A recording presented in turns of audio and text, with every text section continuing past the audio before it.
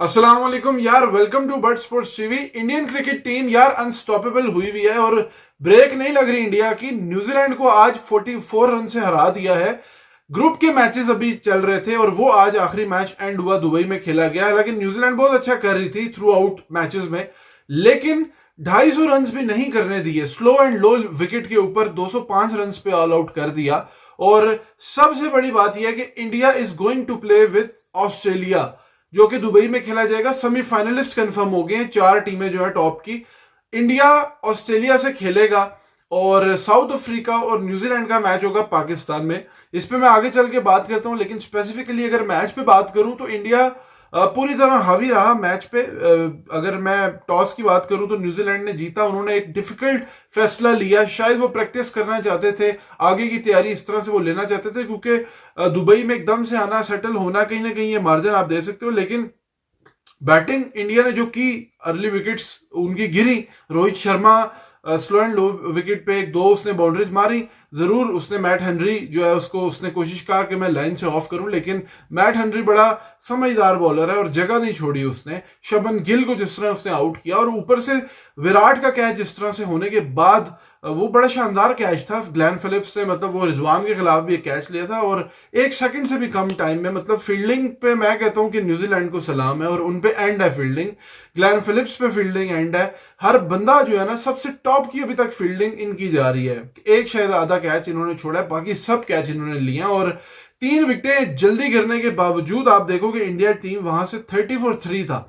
बड़े नाम उनके, जो Virat, Rohit and Shubman, number 1 ODI batter जो रन्स कर रहे थे, उनके गिरने के बावजूद उन्होंने नीचे से अपने ऑलराउंडर ने किस तरह बीच में रन्स किए। श्रेयस अय्यर जिस तरह 79 रन्स करके गया, बड़ा अच्छा उसने बैटिंग उसने की। और जिस तरह से श्रेयस अय्यर स्पिन को खेलता है, शुरू में उसने बड़ा टाइम लिया, 20 15 18 बॉलें जब उसने खेली, लेकिन उसने 2 छक्के भी मारे, 2 चौके भी मारे और रनिंग बिटवीन द विकेट्स भी की। और शायद एक टाइम ऐसा आया था अक्सर, और इनकी पार्टनरशिप 30 for 3 से ये जिस तरह 128 for 3 लेके गए, शायद थोड़ा और डीप ले जाते तो शायद वहां से जो है ना गेम इनकी थोड़ी और डिफरेंट जो है ना उसमें बन जाता सिनारियो। लेकिन इनकी जो पार्टनरशिप थी वो ही इंडिया को जो है ना चेंज इंडिया के लिए उसने किया मैच। और एंड पे रन्स किए, केएल राहुल ने 23 रन्स किए, वो इतने नहीं कर सका। हार्दिक पांड्या ने एंड अच्छा किया, 45 पे 45 किया।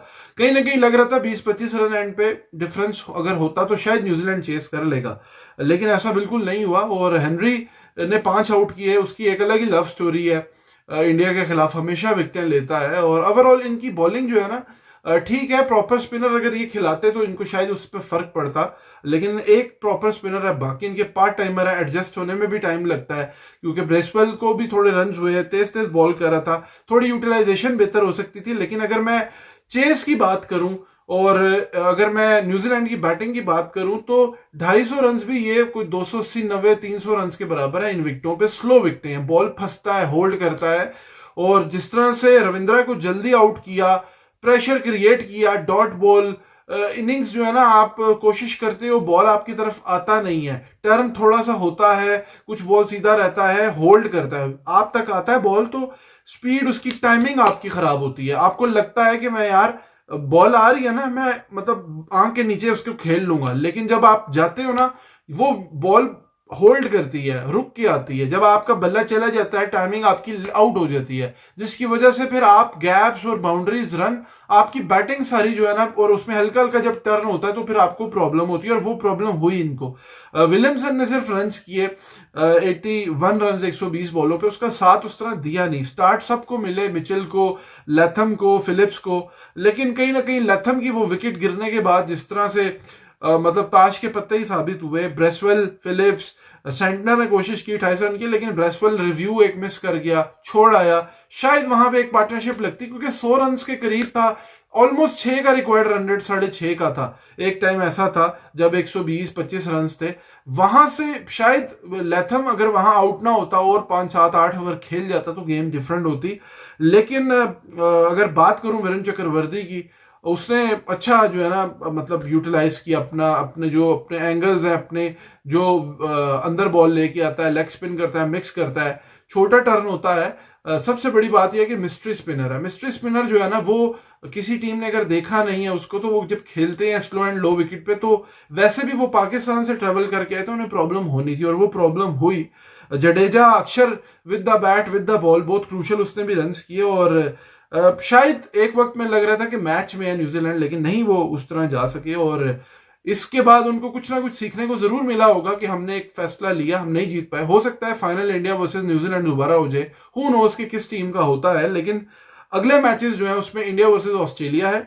ऑस्ट्रेलिया और जो साउथ अफ्रीका है वो पहले से दुबई पहुंच गए थे, क्योंकि कल का गैप है, आज का मतलब जो गुजर गया दिन, मेरी वीडियो आपको मिल रही होगी। अब एक दिन छोड़ के जो है ना इंडिया का मैच होगा, इसीलिए जो कंफर्म नहीं था कि इंडिया न्यूजीलैंड में से कौन जीतेगा।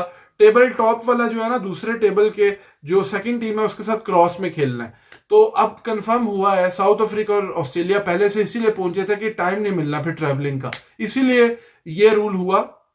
इस पे बात हो रही है, आईसीसी को भी देखना पड़ेगा, क्योंकि कहीं ना कहीं एक एडवांटेज इंडिया अच्छा कर रही है, नो डाउट नो क्वेश्चंस, लेकिन एक एडवांटेज जो है ना, कहीं ना कहीं आपके पास स्पिनर हो, चीजें क्वालिटी तो है उनकी, लेकिन एक ना कहीं एज मिलता है दूसरी टीम के लिए। प्रॉब्लम फ्लाइट में आए, एक दिन का टाइम, एक दिन में कितनी प्रैक्टिस अब ऑस्ट्रेलिया ने खेलना है, फिर साउथ अफ्रीका न्यूजीलैंड का पाकिस्तान में है, यहाँ की विकटें और वहां की और, तो प्रॉब्लम तो रहती है।